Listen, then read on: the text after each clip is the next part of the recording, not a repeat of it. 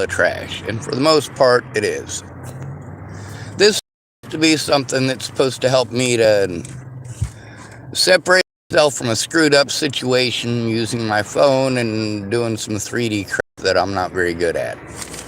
The bottles here, a guy gave me so I can turn them in here in Oregon for 10 cents a piece to make some money, so I'm not completely fucking broke. The other stuff is for rehabilitation. Now these right here can actually be used for some of my ideas. The reason for that is because they're made out of #1 recycled plastic. People keep giving me this stuff, and if I could turn it in the way that they want me to, I totally would. Circumstances just suck. Now there's a lady named Michelle, and I do like her. She's not doing anything horrible or rotten or wrong to me. That's the thing, all right? For me, trying to communicate that her personal problems, without telling all of her personal problems, it's difficult.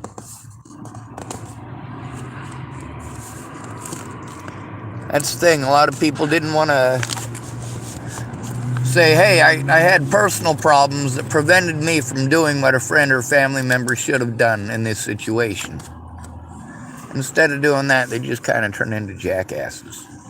Anyway, #1 recycled plastic melts down at 276 degrees Fahrenheit, and you can make a really cool marine foam out of it that's fire resistant. You got to use CO2 and pump it into the system, basically turn it into a bunch of bubbles. It's really cool, but it's not something I'm messing with. So I've been trying to get my manual dexterity back. I have practiced a little bit of drawing. It hurts like a sumbitch.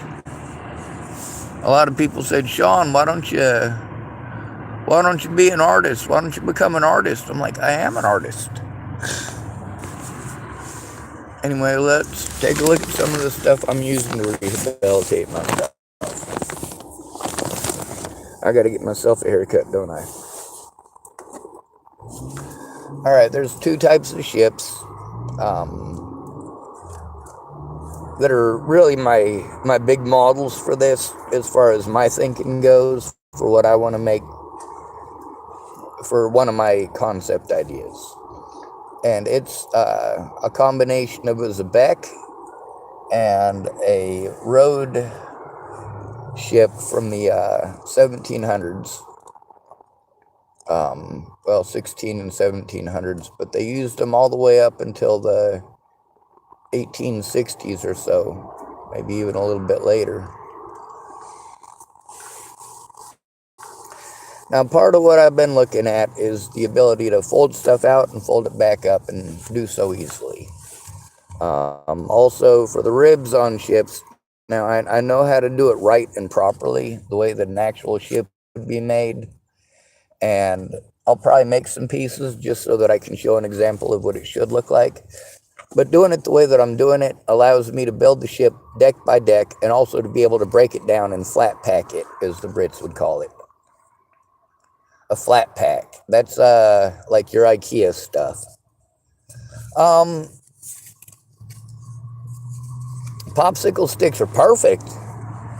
I mean, especially these ones, because they're mass produced. They're easy to get by the hundreds, thousands, hundreds of thousands. But also, you could just as easily use cardboard, just so you know. But all this is actually for stuff that I actually want to make in real life. Try to make at least a few people's lives easier. One of the reasons for doing the ribs the way that I'm doing it is because it's easier to cast them that way, or to form them that way, because of the way the popsicle sticks are made. They'd actually be 90 degrees turned from what they are, and then they'd be in sections, and then they would be staggered against each other, and it's pretty cool the way that it's done. But it also allows you so that there's an optical illusion that you can create. See, the especially in a lot of the older ships, Roman ships and Viking ships and the like. There's basically floating ribs in between the main ribs, and then there's upper ribs and lower ribs that are not attached to each other at all. Just got a notification of some sort. Apparently it's, oh, Denny says safety is top oh, cool.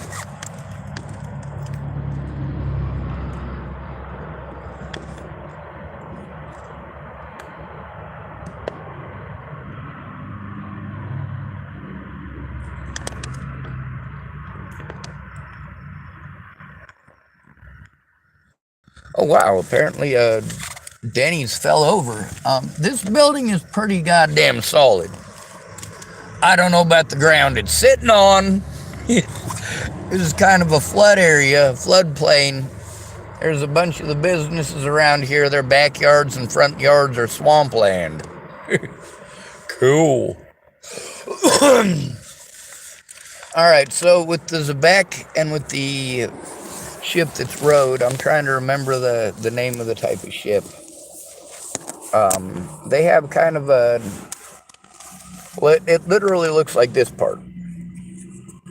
There's no keel section on it whatsoever. This would have been the back for it on one of the ships. And on a Zebek, it's this, but it's wider. The idea behind it is to make something that's easy to fold up and put away, and something that looks cool, and something that is actually functional. If I'm going to make it so that it's foldable, so that I can put it away, I'm going to want to make one that's bigger, that's also foldable, so you can go, you know what? I'd like to go out onto the lake in my 16-foot boat, but also, if I want to go to the ocean, I'd like to be able to drive my 16-foot boat on my boat trailer for a 16-foot boat, but I'd still like to be able to sail on the ocean on a 57-footer. Well, it's actually entirely possible. You just got to think a lot more along the Vikings' way of thinking as far as shipbuilding goes. Make everything flexible, extremely flexible. Now, one of the things that I was looking at, you know, these are popsicle sticks. They're cheap and easy. A lot of the stuff that's bigger, I'm going to find a lot cheaper and easier using the modern materials that I would want to use if I was going to make something modern. So that's pretty cool too. Now, there's also the way that these are made. Let me take the tape off of here. A lot of them had canvas covers that would go over those areas so you could go out on pretty bad oceans. And they got some paintings of them sitting in port right after a battle or right before a battle. But it shows them with, it basically looks like a really long tent along the entire length of the ship. They could even take the masts down. Yes, there were masts on them too. This is back in the age of sail, and you wouldn't want it to be entirely dependent upon the rowers because they're going to get fucking tired. Holy shit. Anyway, they were primarily ramming vessels, and of course for taking your cannons out there. And they really did transfer over one to the other nearly immediately. That's the thing about the trireme. We've had similar ships, ramming ships, ever since then. And we never really got rid of the concept, not even in modern day.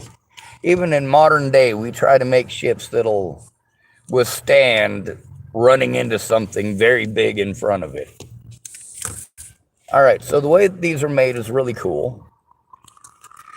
And it also shows you, if it was just a piece of plastic or a tarp that went over it, it would work just exactly the same way. I've made this one in 2 sections just so that it breaks down a little bit smaller. But you can take these, this is the covering for that, and it'll actually roll up. Makes it much smaller.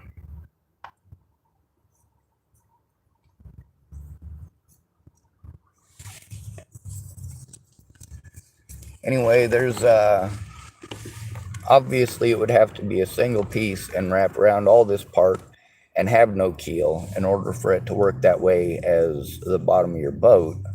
But, well, not necessarily. With the marine foam thing and also a lot of the ballasting technology, you might want to have some seawater in the bottom of your boat. It's the truth. It's heavy. Water is heavy and it's fucking free out on the ocean. Why not use that as your ballast? And when you want to be ultra lightweight, fucking drop your water. No problem. Anyway, this is kind of like with an awning. You can roll it up and out, roll it back up.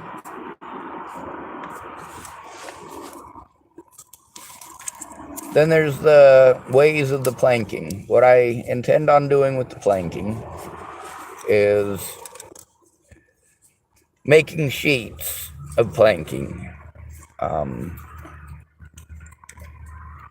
If I glue them and then I press the paper to the sticks on both sides and I rub them down with my rubber, I'll have to show you the piece. I made it myself.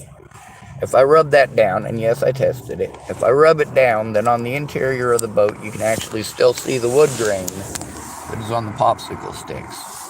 I mean, if you're going to make something out of popsicle sticks, you got to clip off the ends, make it look all nice and neat, and make it so that it doesn't look like popsicle sticks. It looks like some idiot took all of his dear sweet goddamn time hand-cutting each and every one of those fucking things with a bandsaw or even possibly even a razor knife. Well, I ain't trying to go through all of that. Plus, I've been bouncing these things around, tossing them, dropping them, all sorts of stuff to see how rigid they are. It's pretty tough. It's pretty fucking tough. But making this allows my hands to get some use. I like to pretend that they're still useful, but I mean, really, I overexert myself and then my muscles don't want to work no more. And that's been going on ever since I hurt my back. But as far as my back and my legs go, though. For my wrists, my right wrist especially, that's been going on since Waylon Lolotai pulled his bullshit. He fucked me up good.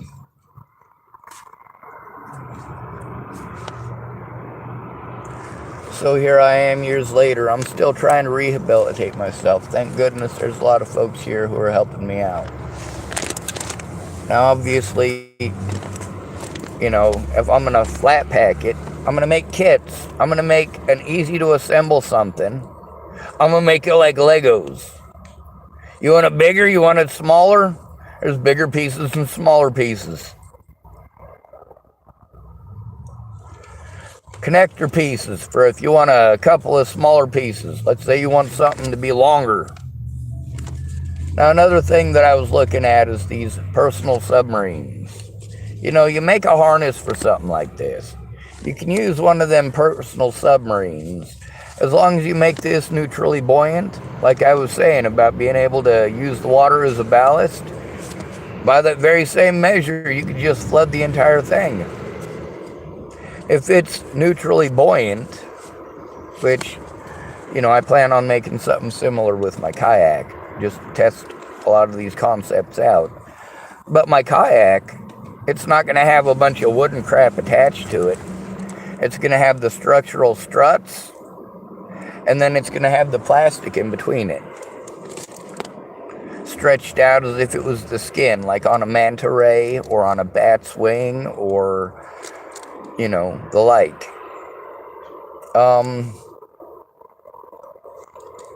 It won't be something that I intend on going 4,000 miles an hour in. That's one of the things that I took from the military technology. You don't need it to be big and fucking heavy. If you're not trying to go 400 miles an hour or more and trying to do tight banking turns and blow shit up and carry tens of thousands of pounds of fucking ordnance.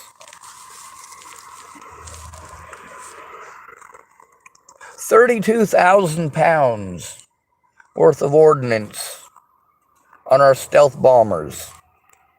32,000 pounds. That's a shit ton. Yes, that's a heavy airplane. Hydrodynamics and aerodynamics aren't that much different. The difference is the speed that you're going, the speed that you're traveling. You're very limited by compression. Water is not nearly as easy to travel through as air, is it? Nope. You go a lot slower in water. Anyway, these ribs, I'll be able to take a few of them and snip them off at different parts and use them to make a mostly round area. And the parts that I snip off, I can use for part of the,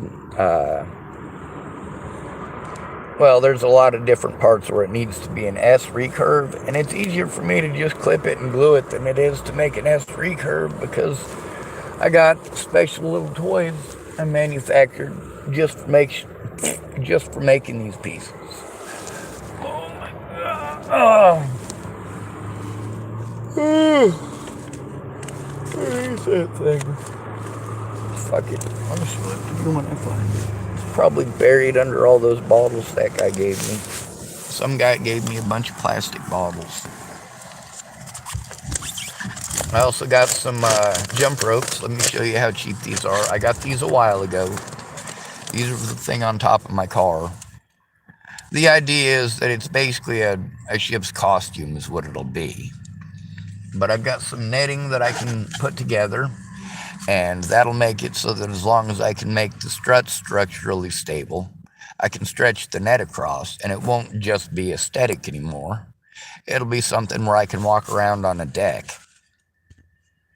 With, well, let me show you what I got for buoyancy and how I intend on utilizing it.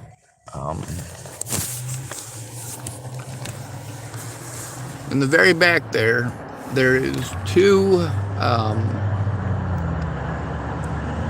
5-gallon jugs. And those will be the pontoon buoyancy. I also have 5 2-liter bottles in here that are already empty, and I've got 5 more. That way I can make a long pontoon. And I can test out different things made out of literally trash, stuff that people are throwing away. Another thing is I've got the stuff with a net. I can actually lash all of these bottles together, make them so that they're not going to come free. They're stuck to each other. And it'll be real flimsy, but that's fine. I want it to be flimsy. There are parts that I want to be a little bit more structurally stable, so they'll have ribs, but those ribs aren't going to be something that's going to be, you know, like a solid iron rod. No, I want it to have some give.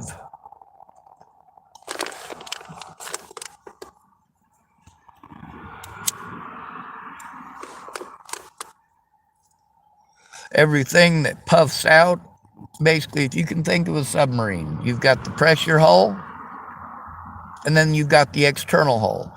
Well, let's imagine that the external hull, this is where all of your fuel is saved. Of course, oil and gas are lighter than water, so in the submarines, they're open on the bottom of the tanks. That's right, you should look up the Vallejo class submarines and the Gato class, G-A-T-O. Very cool submarines. Anyway, those external portions, instead of having them be something that you can pump your fuel into, have it so that you can completely flood it with water, and if you want to, just blow all the water out and rise up to the surface. It's not something that I'm intending to be a submersible. It's something that I'm having the intention of making it so that it will be able to dive low enough that if you're in a Category 5 storm, you won't be able to feel it. That's 99 feet down. Now, the $1 million cheap subs that they have, the acrylic bubbles, those are the coolest subs. I shit you not. This is something, what I want to make is light enough that we're talking about maybe 20 to 30 pounds worth of weight to add to that, and you could easily add 20 to 30 pounds worth of buoyancy. And those things have gone down as, well, I think one of those acrylic submarines has the record for deep sea diving right now in the Marianas Trench.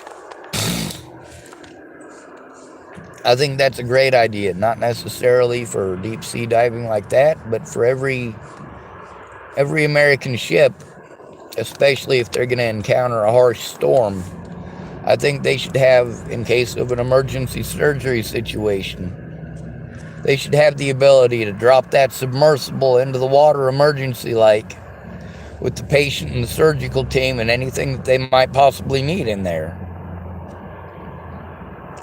Even if you got to have 2 or 3 bubbles attached to each other, you got to do what you got to do. And with that acrylic technology, and with those people already making them and already having a process for doing it, there is definitely a way to streamline it. To streamline the machinery, streamline the process, or even, I can't imagine needing a better material.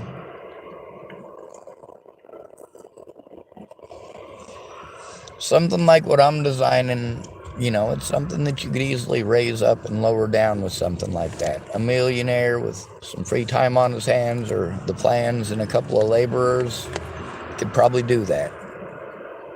A lot of people, they don't understand what the fuck I'm talking about until I'm able to actually show them. Like when I showed you that piece will roll up.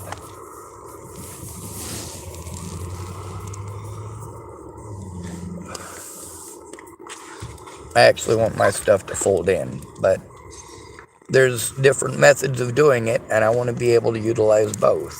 Like, alright, for example, I want to be able to fold it in and out easily. So I've got a design so that I've got a lever that will control one piece, and everything else will attach to that one piece. And when it slides forward, it'll fold everything out. Also, I'd like to be able, if I'm injured, to be able to have some, well, that's what these ropes are for. These tubes will be attached to different trash bags. Those trash bags will be in my emergencies. And I'll have a CO2 cartridge attached to this. And if there's an emergency, see, I don't need all this other excess crap. I like the fact that the lights are there and that it's got this system here, because it means that there's pieces I can use in order to have lighting, which is really cool. But what I really need is the tubing here. Having 3 different colors, and see, the lights come on.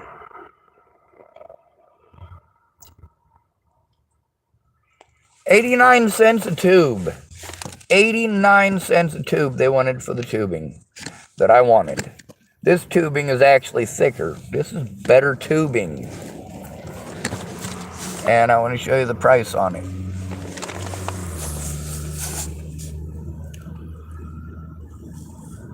$0.99, yellow tag. Oh, come on now.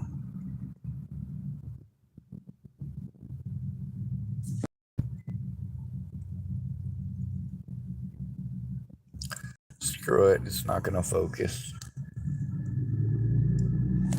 Anyway, I got 3 different ones. And I've been using side clippers to try to get my hand strength back. Jesus fuck, it hurts a lot. My hands cramp up all the fucking time, but at least I'm trying, you know? And that's one thing I gotta say about, alright, that Michelle Stewart lady, she is trying. To the best of her understanding. And she has tried to actually understand and actually implement the help that I need given her time constraints. Now, there's also the fact that when I'm trying to express what's going on, I don't necessarily express it the best way. When I'm having a panic attack, and I usually am when I get on here, like right now, I'm having a panic attack. I know that I should be out panhandling to try to make money, but I gotta take a break and calm down so I can chill my shit and try to work with my hands, and they're still cramped up from yesterday and the day before, and they hurt like a son of a bitch.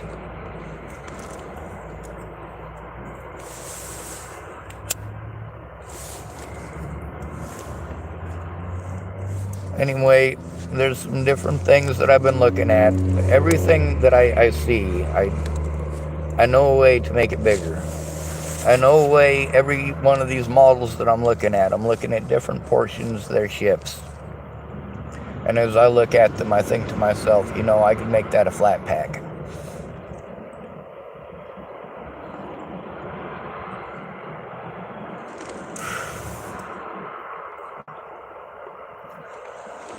There's also the fact that with the sliding technology, that's where you want to keep the rigidity of something, right? I got a lot of air mattresses and shit like that. Well, I've got one air mattress, and I've got a bunch of little blowy-uppy thingies that are, most of them were on sale, most of them I got at Goodwill. Some of them I found, a couple of them were given to me. Anyway, the same kind of idea, whatever I fill it with, whether it be air or the marine epoxy solution that turns into marine foam, it's cool stuff. So I guess I can take that piece off again and I can show you with it what I mean. And I plan on doing it with the rib sections, and because of the way that they're shaped, it'll actually work extremely well. But let's take these two pieces off.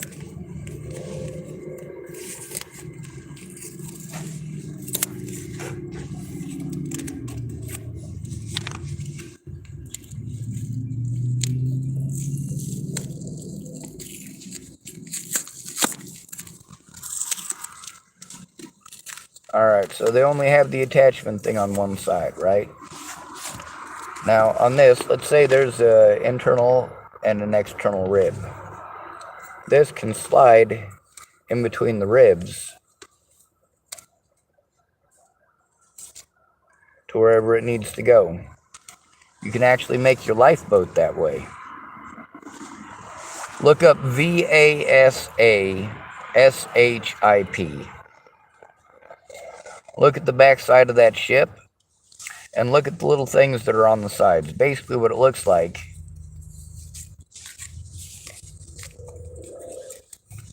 There's these little things coming off the boat. We'll say the keel piece here is the boat hull, and also this piece is the boat hull. There's the top part like this, that the rain hits it and it falls off, right? And then there's the bottom part here that's planked as well, so that it kind of has a little slotted window area all the way around the back so you can look through.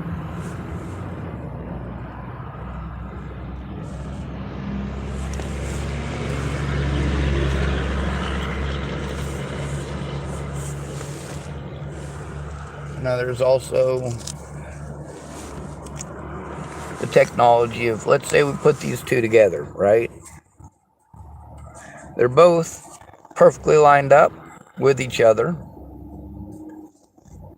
They can both roll up together pretty decently, pretty small, but you can also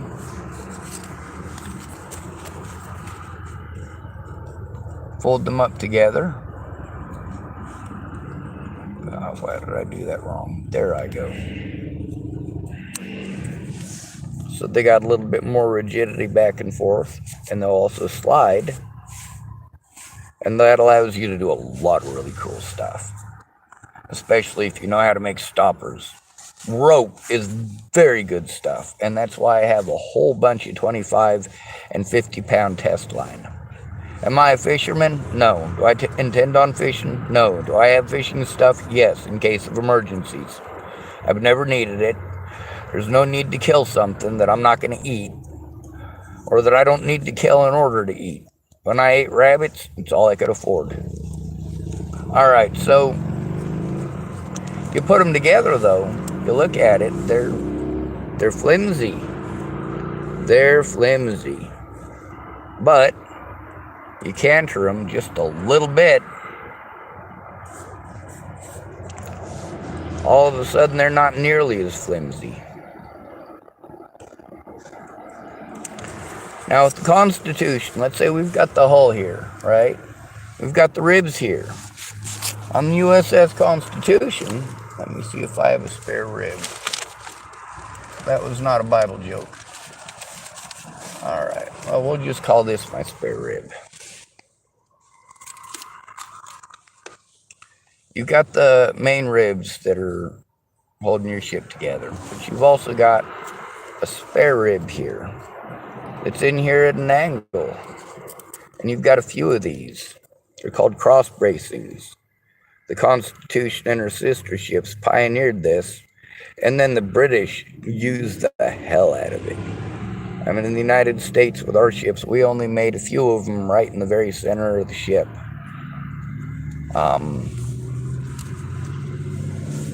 The British used diagonal bracing in both directions, going each way, whereas on the Constitution, in the rear of the ship, they pointed this towards the rear of the ship upwards, and in the front of the ship, they pointed towards the front of the ship and upwards. So, one would be here, one would be here, one would be here, one would be here, one would be here. Now, when you put that technology together with the planking, you make one fastening point is all you really need. Because, see, it can fold over it. Heck, you can even have it so that it's two of those put together. And it'll fold up pretty flat.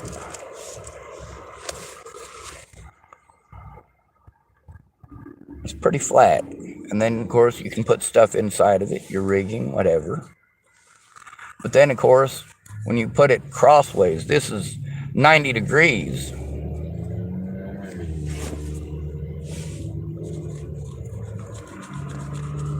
Yeah, that's got a lot more structural rigidity to it. And then you add the fact that there's multiples of it. Now, of course, it wouldn't be just a single attachment point for me. I got all sorts of different sections, and each one has to have its own individual pieces. Top planking, yeah, you can do it with one fastener. Whether or not you want to go with planking, or you want to go with, like on my models, it'll be a planking thing, and I'll also make the plastic ones so I can show the difference. But you could potentially make one of these out of light, soft woods. There's also a method called plastination, and it was, so far as I am aware, it was pioneered to embalm Vladimir Lenin, and then it also was used to embalm or preserve Evita Peron. But plastination of the woods, they're starting to do that now in some places. And it takes a long time, and it's expensive, but it's also worthwhile because you get to maintain the look of the wood and almost sort of the feel of the wood. It kind of feels waxy, but it doesn't give off a waxy residue. It just kind of feels, your fingers slide easily across it.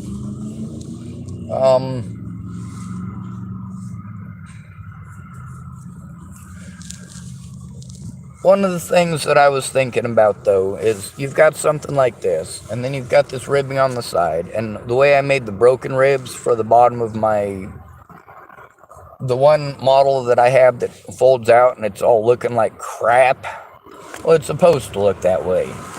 It's modeled after the Silent Mary and the Flying Dutchman. I mean, the Flying Dutchman was tore up and water rotted and had all sorts of spaces in between, but the Silent Mary, no keel. That makes it a very difficult design to do until I really got to using my imagination and went, all right, well, I can make floating ribs that come down, and I'll have a piece on either side that'll slide back and forth, and that'll allow them as well to lay flat. And the more things I can lay flat, the easier, the better.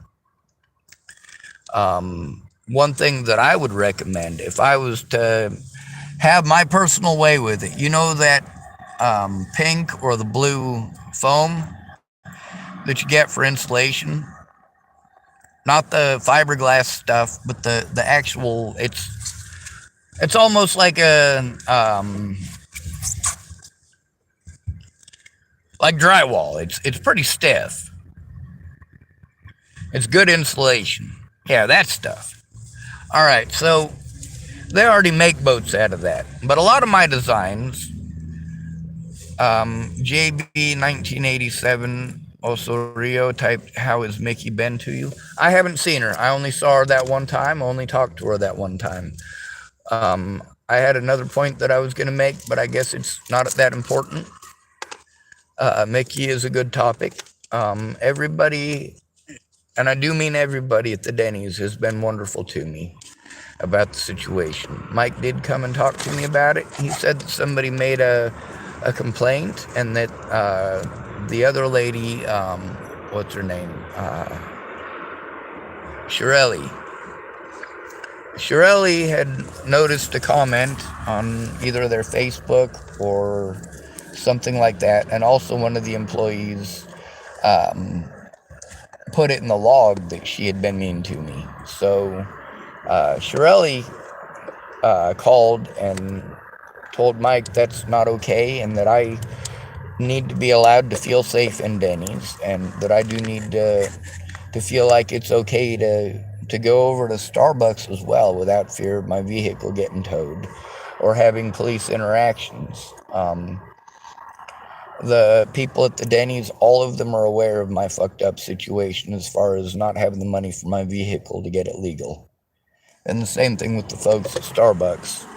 They're not quite aware of how fucked up I am physically, and I'm pretty good at masking how fucked up I am mentally right now, because, I'm scared all the fucking time, and it shuts me down and it scares me. So Mickey has not been a problem, but also Mike has kept his word when he said that he would let me know what days she worked, and that way I could avoid her, or if she fills in, somebody else there will let me know that that Mickey was going to be filling in for that day, and that way I could just avoid her altogether. Park across the street. Also, I made sure people were aware of it, and also they are aware that it's on YouTube. There's also a few other situations with Mike that are recorded, just audio recording, but that's just because his intentions were good. He wasn't intending any harm or anything like that. He wasn't trying to call the cops to have some dude arrested and ejected permanently from the town, or permanently put in prison and his entire life taken away from him, or anything crazy like that. He was genuinely concerned. A lot of the people there, they know him. They also know the life that he's living, and they don't want that in their lives anymore. Not everybody out here is clean. Not everybody in houses are clean. That's a fact. Alright, so anyway, the stuff that I'm putting together, I had to figure out a way to try to make it so it's easier to mass produce and also get in line the way that I want it to. Because of the canoe that I designed, and the way that it naturally lends itself to wood and getting itself to the right shape, basically, here's what I want you to imagine. You take a piece of plywood that's only 2 plies thick. This is tiny. You make sure that the grain that is going left to right is the 4-foot width. That's going to be the inside of your canoe. Now the outside is going to run the length of it. That's your skin on the canoe. That's your planking on the canoe. Only 2-ply. Then you steam it like a motherfucker. You put some heavy-ass sandbags in the very center. And then you bend up the very ends. You mark off 2 feet. And then you bend the sides up along that 2 feet. The difficult part is figuring out how to steam an 8x4 sheet of plywood.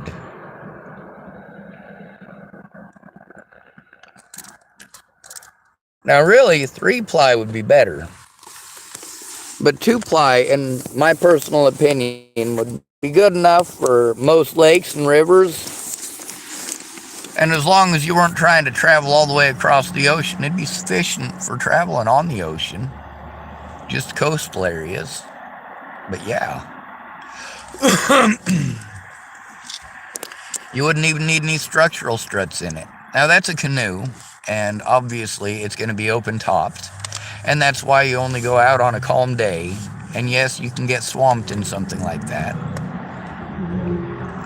That's why it's real important to have plastic bottles attached to just about anything. Plastic bottles are fucking cheap. You can pick them up for literally free. And they do provide buoyancy. They're easy to lash.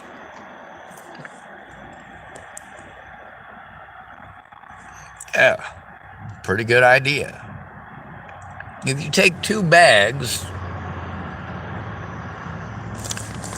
that are full of those things, I mean, you know, good bags, a good solid mesh bag, and they've got those in them, and you've got a cord that goes in between them underneath your boat, so the bag handles are almost touching, right? Well, then you got more buoyancy for whatever it is that you're working with. Let's say you take some wires and you wire them up at the front, or you tie some knots in the front of them, and you just got a whole bunch of them basically tied together just by the top. Well, if you do something like that, you can make a big flower box, turn it upside down, and put those in it. But you don't even have to do that. You just got to make sure it's secure. Get out there and test whatever it is you want to do. Get out and actually try it. Those of you who have a place to do it, I've been looking at these YouTube channels and all these Facebook things, and I see that the people who are able to make these things have a place to do it where they're not getting messed with. Not constantly being told, you need to move on, you need to move on, you need to move on, you can't park here.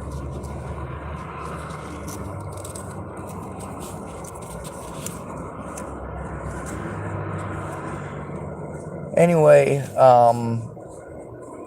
there's a lot of different technologies that I'm trying to incorporate into different concepts, and you know, there's something to be said for wood and the aesthetics of it. And if you're going to make models, you might as well make them look cool, especially if that's kind of the point. The models, the intent behind them is to drum up money to make something bigger. If I can show somebody a model of something that functions and they can put it out on the water and go, holy fuck, then maybe they'll finance something bigger. I want to show you something.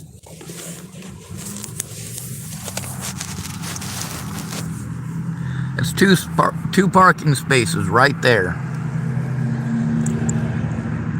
In an area that big, I could probably produce 2 to 3 of them per week of the thing that I want to make larger. Just an area that big. If someone was allowing me an area that big, and they wanted one made out of the stuff that I've got to make it out of, I could make, I do have enough materials to make two. One for them and one for me for letting me use the area. The other thing is, if they want to finance one that's out of fancy materials, I can do that too. Unless they want it out of, what do they call that? Carbon fiber. I don't do carbon fiber. I can do fiberglass, but it's not something I would recommend. A lot of people got a lot more faith in fiberglass than I'm willing to give it. Now, there's a slurry that you can make with polyethylene terephthalate. That's what these are. There's a slurry you can make if you melt them down 276 degrees Fahrenheit, and you can put some other materials in with it, such as white ash. And I don't mean the tree, I mean literally ash that is burnt until it is completely white. It makes a hell of a buffer. It's really difficult. It may singe the outside of the plastic if you light it on fire, but that heat is going to have problems penetrating it. So even if you're out on the open ocean, you have yourself a fire, you still haven't burnt yourself to a crisp. Now, it's also, if I had a balloon here, I'd show you what I mean with the garbage bags and their deployment. But literally the idea is you blow on it, you put air in it, and it inflates. No problem. Instead of filling it with trash, you're filling it with air. Now, when I talk about flat packing it, the other thing I'm talking about is options. When I talk about a boat hull, they've got something that's called a double hull design. That means that there's an internal pressure hull, and then it's entirely encased in the exterior hull, which is your ballast tanks and everything like that. They've also got the side tank design, which means that you've got tanks that are welded inside of your pressure hull, and those tanks are, and this is on World War II submarines, of course. For civilian stuff, you don't need it to be that robust. Anyway, what was the point of that?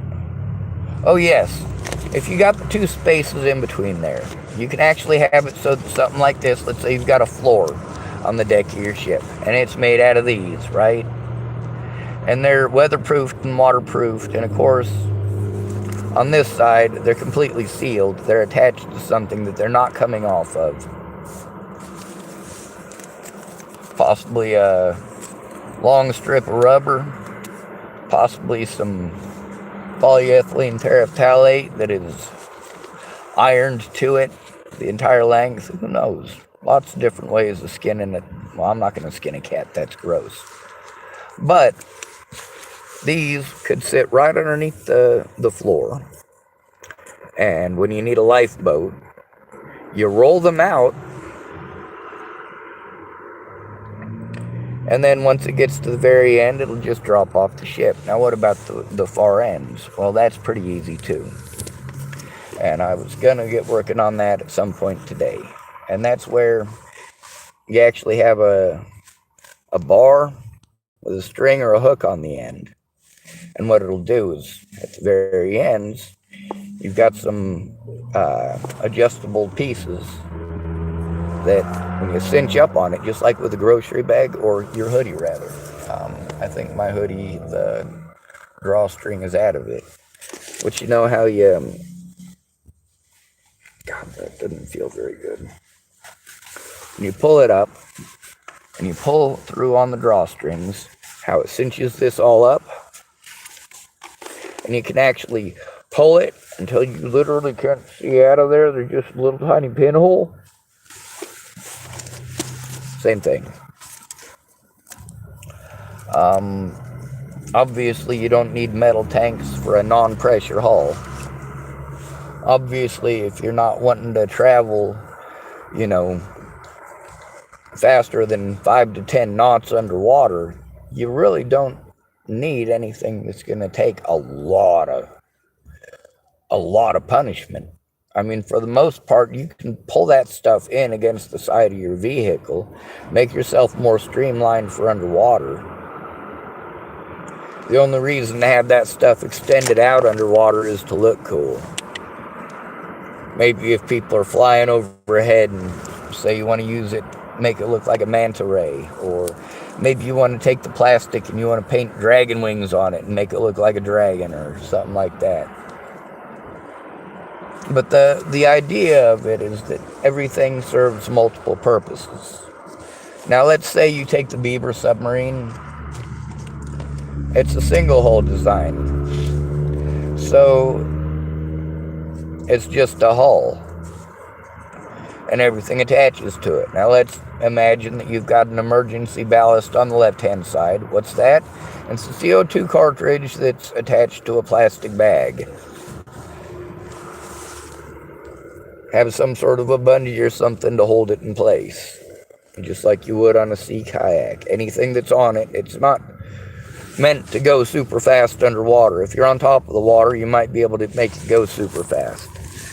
But the point of having this stuff attached to it is if there's an emergency, there's a way out. And there's all sorts of different options of stuff that you get attached to it. If you want to make an ocean crossing on something, you can make multiple sections. You're going to want extra fuel for just in case. Let's say you want to make it so that you can put my mast on it. I need to make that mast before I can try to market anything of the sort. But I've been working with the popsicle sticks, and I've got the parts I need for the framing for all of the designs that show my proofs of concept. I've also got the plastic now to do all sorts of really cool stuff too. Anyway, I gotta ditch you because I gotta pee, and then I gotta fly a sign for a few more minutes so I can make enough money to get myself something to eat. Good to be rid of you. Thanks for coming to visit. Stay out of trouble or don't get caught. Remember, you are your brother's keeper, and no victim left behind.